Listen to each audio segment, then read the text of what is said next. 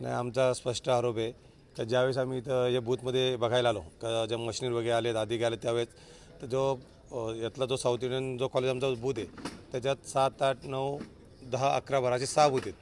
त्याच्यात 6च्या 6 बूथमधल्या EVM machine open केलेल्या होत्या आणि त्याच्यानंतर मला वाटतं 10 नंबरच्या बूथमध्ये जे मॉकपोल असो सकाळी प्रत्येक जो पोलिंग एजंट होतो त्यांनी मतं टाकून चेक करत ती प्रोसेस देखील त्यांनी केलेली।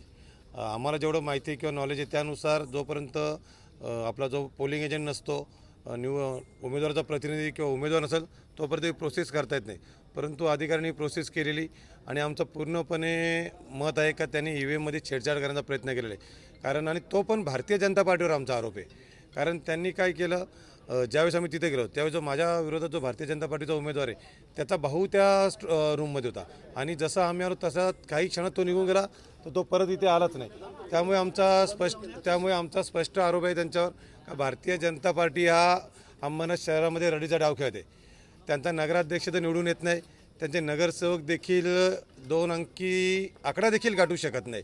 त्यामुळे कुठेतरी नागरिकांची दिशाभूल करायचं, कुठेतरी निवडणूक आयोगाला हाताशी धरायचं आणि आपला नगरसेवक नगराध्यक्ष निवडण्याचा प्रयत्न करत आहेत।